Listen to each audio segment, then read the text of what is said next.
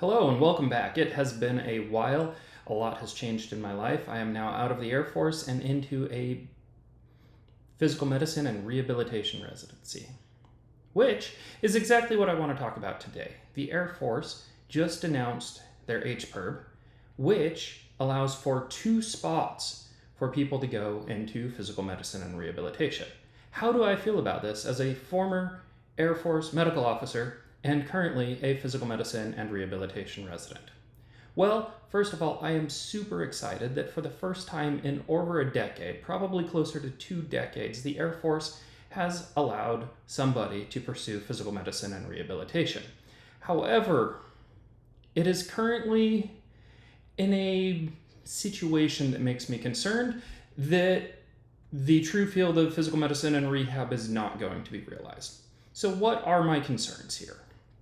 So it's a civilian-sponsored position.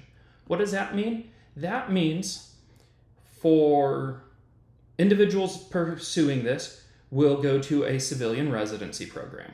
They will be getting paid as Air Force captains, which is a little bit more money than people make during the Air Force, and it's going to count as more time in their rank, which overall financially that's a better situation. But the kicker is that they're going to owe a year for a year of residency. So if somebody goes straight through medical school on a 4-year HPSP program, somebody then does 4 years of PM&R residency, they are going to end up paying back 8 years of active duty. What about somebody similar to my situation? 4-year scholarship through medical school, do 2 years GMO minimum before you can apply. Do PM&R, it's only 3 years because you've already done an internship. So that 3 years is going to stack on to the remaining 2 years, which is 5 years. That is not that bad, except for here's the really big kicker. The big kicker is that it is a follow-on into a flight medicine billet. Personally, I did flight medicine for 4 years. That has some awesome times. However, I don't think flight medicine is the best use of a physiatrist's knowledge. There are so many more things that a physical medicine and rehabilitation doctor is trained to be able to do than a PCP for a flying squadron or special operations squadron. I think it can be beneficial. However, I think so much of the field is getting missed, which is my fear of somebody going out and doing, technically it's 2 years required of having to do flight medicine before going on to something else. But as it stands right now, the Air Force does not have any billets for people to practice physical medicine and rehabilitation, which means during that 8-year payback, 5 to 8 year payback, depending on which route you go, people will be doing flight medicine, and basically all of their physical medicine and rehab skills are going to be atrophied. There will be no neurorehabilitation. That is no taking care of people with brain injuries or spinal cord injuries or strokes, whether in the acute inpatient rehabilitation setting or in a follow-up setting. That's not going to be there. There is overlap with concussions. That's great. Maybe we can bring some more modern evidence to the Air Force concussion protocol and waiver system. That would be great. There will be no amputee care. No EMGs are going to be performed. I can't see it. You know, I did 4 years at a small Air Force base, but there was not a chance. I think maybe out of the 4 years, maybe 2 or 3 EMGs were ordered on my patient population the entire time I was there. So maybe at a larger base, but still highly unlikely to be done. Even more unlikely to be done would be spine procedures, interventional spinal procedures. So many people in PM&R currently are going into interventional pain management. You get trained on that during PM&R residency, but you're just not going to have a C-arm to do a interventional procedure. And the likelihood of getting ultrasound. I think ultrasound is definitely the way of the future. I think ultrasound guided injections could probably benefit the pilot flying population, can definitely benefit the special operator. However, good luck getting an ultrasound machine. Maybe some places they will. But overall, I think there's a huge portion of the skill set that is going to atrophy. Where do I see a PM&R doc being used in the Air Force aeromedical world? I see them becoming SGPs, Chief of Aerospace Medicine, very quickly.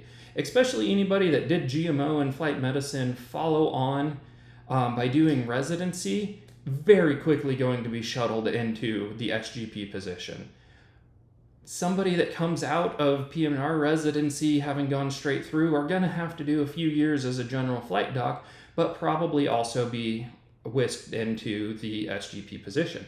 And the good thing about that is they're going to have the occupational medicine background. They're going to be able to realize different things, especially within musculoskeletal conditions that are impacting people's deployability, and ultimately the reason that a lot of people get medically boarded out of the Air Force. However, that's the best match that I can see as it stands now. I would love to see physical medicine and rehab doctors be at Aeromedical Consult Service, or ACS, driving policy and reviewing waivers, or add in an extra review step for people that are getting medically boarded out to be reviewed by a physical medicine and rehabilitation doctor. That sounds great, but it's not there yet. Maybe what this is building the way, paving a path for people to be able to pursue this and make these changes, and it'll be a thing in the future. But there's also going to be, again, that skill atrophy of people doing 4 years of physical medicine and rehabilitation management to turn around and do something that I myself did as a GMO, 1 year of internship done. Yes, there were definitely plenty of things that I had to look up, that I went to my family medicine colleagues to learn, to figure out the best management. But most of that stuff is not the physical medicine and rehabilitation stuff.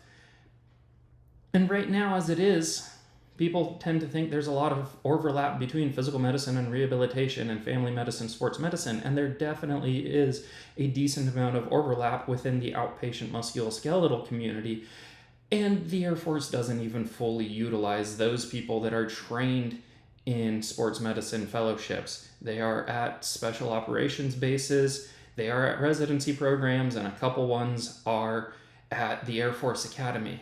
And still, most of the time, if they have any prior flight medicine experience, they're being funneled right back into flight medicine, for better or worse, again, without the resources and utility that their specialty can fully deliver to their patients. So if I were in this position, this opened up, I don't know, I would probably say I would do the same thing, separate, match into a civilian residency. Remember, you have already done an internship. You can match into a PGY2 spot a year in advance, so you have all of that taken care of. You also qualify for the GI Bill as long as you did not go through a military academy or go through ROTC. So most of us that did HPSP then get to use the GI Bill to supplement residency paycheck. So I'm getting my resident paycheck along with an extra $2,500 a month for the Montgomery GI Bill.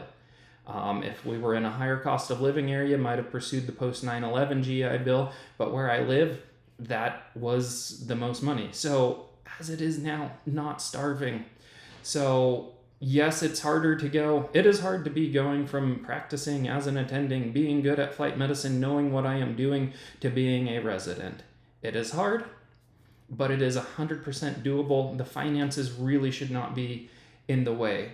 So if you want to spend a career in the Air Force, you want to change, you want to update the, move towards a more evidence-based protocol for concussions, for spine care, yes, it's a good option.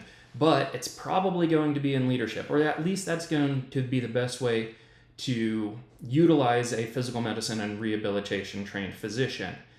Neuro rehab's not going to be there, spinal cord injury, amputee care, none of those patient populations are going to be in your normal average flight medicine clinic. None of the spinal interventions, rarely would I anticipate there being any EMGs or ultrasound. So again, a whole lot of skill for a very small area.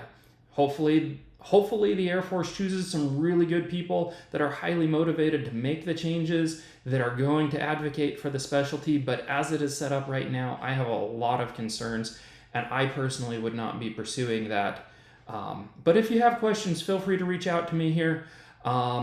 Again, I have the flight medicine experience. I have the physical medicine and rehabilitation experience now. Happy to be seeing the Air Force progressing, but unfortunately I feel like it is in a misguided direction.